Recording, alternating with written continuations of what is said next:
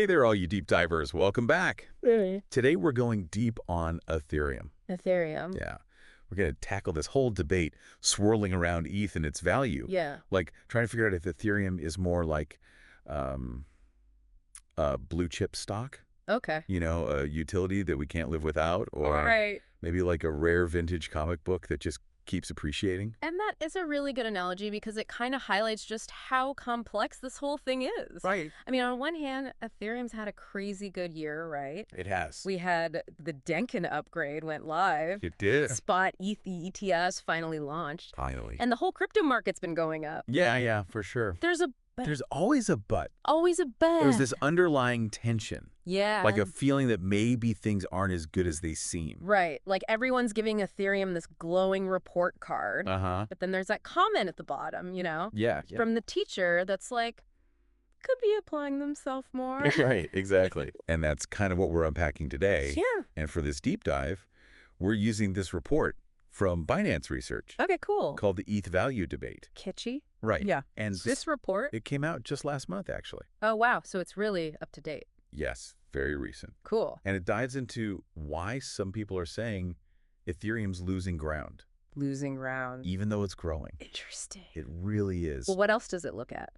It grapples with whether this whole ultrasound money thing Oh, yeah. Ultrasound money. is still a thing. Right. Because that's the idea that ETH is this like Super secure. super secure and scarce asset. Yes. Like, does that narrative, Does it hold water still? yeah, does it still hold up? Right. And then it also looks at, you know, what the future might hold for Ethereum's value Right. in this like crazy fast changing crypto world.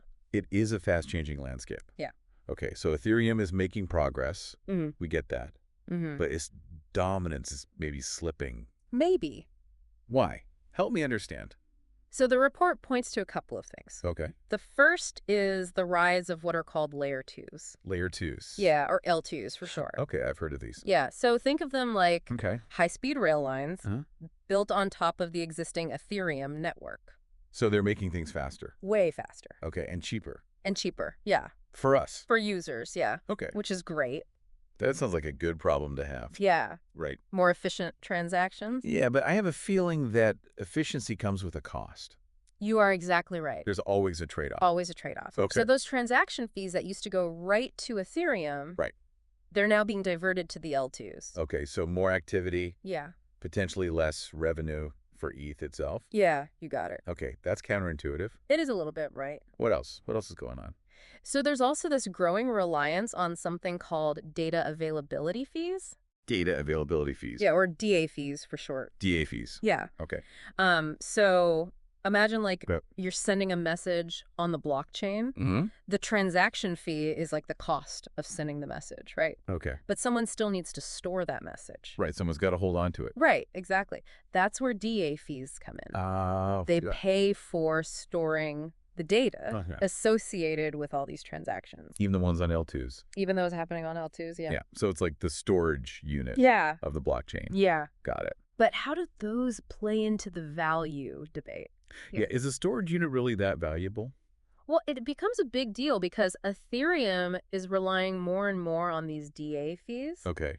as L2s take over more of the transaction processing. Right. And that's where this whole ultrasound money thing It's tricky. gets really tricky. Okay. So if ETH is valuable because it's scarce and secure, Right. does relying on these DA fees, Which can change a lot. yeah, they can go up and down. Does that change things? So is it becoming less ultrasoundy? That is the big debate. It sounds like an identity crisis. It kind of is. Okay, so we've got that going on. Yeah. And then on top of that, There's also more competition. oh no, Yeah, from other blockchain platforms, what the report calls alt L1s alt L1s, and app chains. app chains. Yeah. I've heard of those. So these platforms, they're all competing for users Right. and developers. Makes sense? Then they're offering their own cool stuff. So it's not just an internal problem Right. with the L2s and the DA fees. It's external too. Ethereum is feeling the pressure. Definitely. Are there any examples that could like bring this to life a little bit? Totally. Okay. A great example is Uniswap. Uniswap. You know, Uniswap. Yeah, one of the big decentralized exchanges. Huge. Well, they're planning on moving to a different blockchain Oh, wow. called Unichain. Unichain. Yeah. I've heard of that one too. Yeah, it's a pretty big move. It's a big deal. Yeah, and it just goes to show how competitive things are getting. Yeah. If a major player like Uniswap is jumping ship, Right. that makes you think Yeah, about Ethereum and where it's headed, especially with everything else going on. especially with those internal issues. Right, the DA fees, the L2s. It's feeling precarious. It is. So how does Ethereum walk this tightrope? Right. Where does actual value come from? Well, the report breaks down how Ethereum could gain value in two ways. Okay. Cash flows. Cash flows. Yeah. And something called a monetary premium. Okay. Cash flows seem pretty straightforward. Yeah. More transactions, more fees, more value. But it's not that simple. Of course not. Remember, a lot of those transaction fees are going to L2s now. Right. So the question is, Yeah. can Ethereum make enough money from DA fees Okay. and other sources, Yeah. like maximal extractable value, Maximal extractable value or MEV, for a big company. to make up for that loss? Oh, wait, MEV. Yeah. I've heard that. You've heard of it? It sounds like a mythical creature. It kind of does. Can we demystify it a little bit? For sure. Okay. Imagine you're a stock trader Okay. I can under that. and you see these tiny little price differences for the same asset, Okay. but on different exchanges. Okay. MEV is basically the profit you can make from that. So you're exploiting those tiny differences. Yeah. Okay. So it's like arbitrage. Exactly. But in the blockchain world, Yeah, you got it. but how does that benefit Ethereum as a whole? That's a good question. It sounds like it could be bad, actually. Yeah, some people don't like it, Right. but it can actually be good because it brings in like More people. smarter people. Savvy people. Yeah, sophisticated users and developers Okay. because they're constantly looking for ways to optimize and profit. Right. And all that activity leads to more transactions, more liquidity, and ultimately More value. more value for the network. So even though it sounds like kind of gaming the system, Right. MEV might actually be good. It can be. Driving growth and innovation. Exactly. It's counterintuitive. One of those things. Okay, cool. So we've got cash flows, Yeah. including this weird MEV thing. Right. But what about this other side of the coin? Yeah. Monetary premium. Monetary premium. How does ETH become more valuable as a token itself? Well, this is where things get really interesting, and we get into like what makes ETH so unique, Okay. potentially like transformative. Just, Yeah. we're going to have to dive into that. After a quick break, Don't go anywhere, deep divers. we'll be right back. This is where it gets good. It does. See you in a sec. See ya. So before we went to a break, we were talking about Monetary premium. monetary premium Yeah. as like a way, Source of value. a source of value for Ethereum. Yeah. For ETH itself. It sounds like there's a lot more to ETH than just like paying those gas fees. Oh, yeah, for sure. Okay. I remember ETH, it's not just some utility token for transactions. Right, yeah. That What else is it? it can be like a store of value, Like a like digital gold, okay. you Like know, the and it's becoming more and more important in the DeFi space, Did this- decentralized finance. Right, of course. You know, Yeah. all that. So the more people use ETH for stuff Yeah. beyond just gas, Uh-huh. the higher its value could go. Theoretically, yeah, exactly. Okay. The more people use it, the more places it's accepted, Yeah. the stronger that inherent value as a token becomes. Okay. And this is really where Ethereum's choices become super important. Choices. Yeah, like strategic choices. Okay.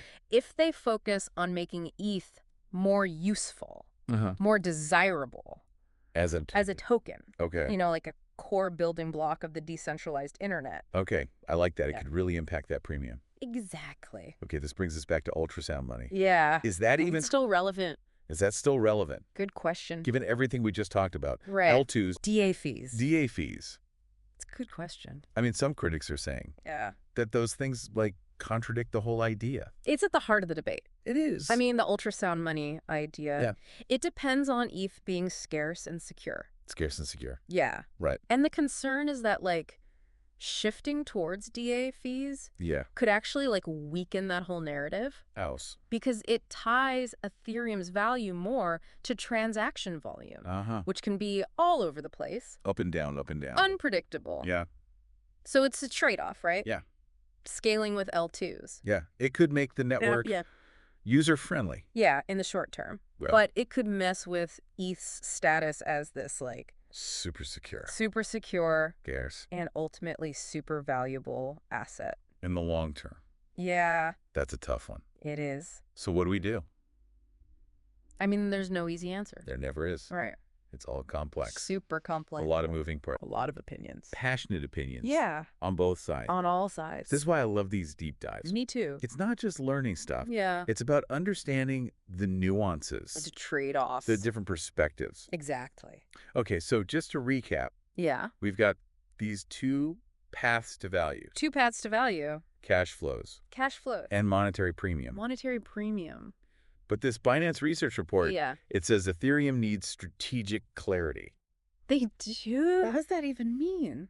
So it means like Ethereum needs to decide what it wants to be. When it grows up. Yeah, exactly. Okay. Does it want to be like the ultimate platform Okay. for all these decentralized applications? Even if that means Even if it means sacrificing sacrificing some of that one- scarcity? Okay. Or do they double down on the ultrasound money thing? Okay. Even if that means limiting its growth? So they've got to choose. Yeah.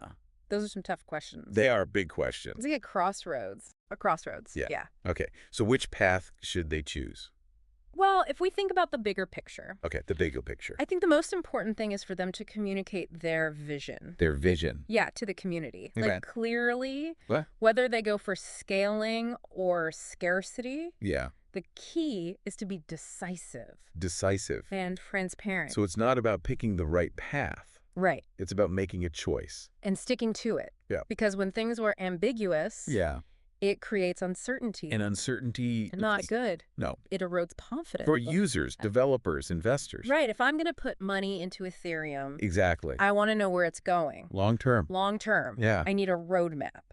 Exactly. And right now, there's a lot of debate Oh, I bet. in the Ethereum community About? about the best way forward, Makes sense. which is A good. healthy debate. Yeah. Okay. But ultimately, it's actions, Action. not just words, that determine Ethereum's future. That's going to determine its fate. That's a powerful statement. It's true, though. It is. Okay, so Okay, so we've covered a lot today. we have Ethereum's progress, the potential decline. decline in dominance, Yeah. the rise of L2s, Those DA fees. those DA fees, Yeah. competition, From other platforms, the two paths to value, right? cash flows Right. and monetary premium, Cash flows and monetary premium. and this need Big need. for strategic clarity. Yeah. It's a lot, It is a lot to take in. but it's all connected It's all part of the story of Ethereum. of Ethereum.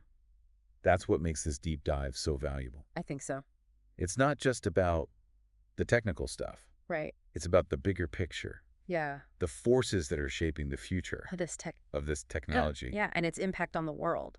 And for all of our listeners who are still with us, Yeah. congratulations. We made it. You now have A much deeper a much deeper understanding of all. of the nuances surrounding Ethereum's value Yeah. than most people. Way to go. You've earned your deep diver certification. You have. But before we wrap up, Yeah. I want to leave you with one last thought. Okay, hit me. The Binance Research report, Mm-hmm. it focuses on Ethereum's value in the crypto world. Makes sense. But what if the real value Yeah. lies in how Ethereum could be used for things Things we... we haven't even thought of yet? Oh, that's a good one. Right. We've only just started to explore That's like we've discovered. this awesome new tool, Yeah. but we're still figuring out what to do with it. Exactly. All the cool stuff we can build. So think about that. Yeah. What could the future hold for Ethereum if it goes beyond crypto Beyond crypto. and becomes like a fundamental part of our digital lives? Ooh. Could it be the foundation for a better internet? A more decentralized internet. Transparent? A more equitable internet. It's a future. A future worth exploring. It is. And one that will definitely Come back to keep analyzing. in future deep dives. Definitely. And on that note, deep divers, Yeah. we've reached the end of our journey for today. Sad to see you go. But the exploration Continue. continues. Yes. Keep learning, keep questioning, and keep diving deep into this amazing world of blockchain. Until next time. See you then. I think the most important thing is for them to communicate their vision. Their vision. Yeah, to the community. That's Like right. clearly, whether they go for scaling or scarcity. Yeah. The key is to be decisive Decisive. and transparent. So it's not about picking the right path. Right. It's about making a choice. And sticking to it. Yeah, and communicating it. Exactly, because when things are ambiguous, Yeah.